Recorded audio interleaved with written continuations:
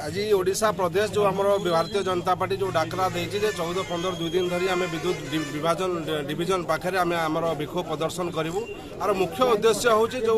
ओडिशा सरकार एवं टाटार जो विद्युत कंपनी एम भितर कौटी ना कौटी जो असाधु मेट होगी जो जनसाधारण को अतिष्ठ कराऊँ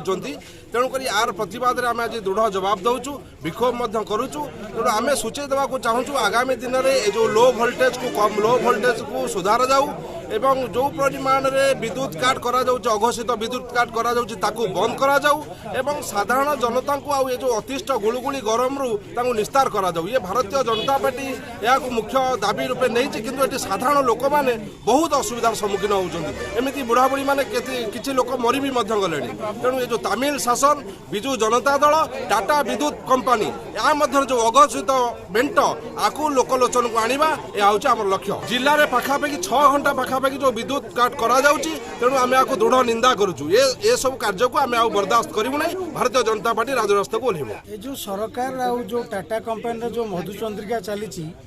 ये साधारण लोक भी जानुचंती किंतु भारतीय जनता पार्टी आपण माध्यम रे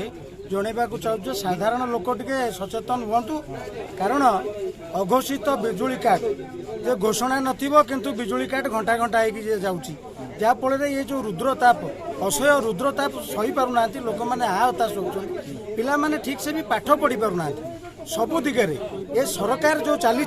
ये जो कुंभकर्ण निद्रार शोची सरकार जो नवीन सरकार से कौन कथा को निघा ना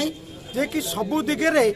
खणी खाइले पानी खाइले कोयला खाइले सबू खाइले खाइला पर एकना बिजुली खाइकी भी से हजम कर आपण मैंने समस्त जानी राष्ट्रपति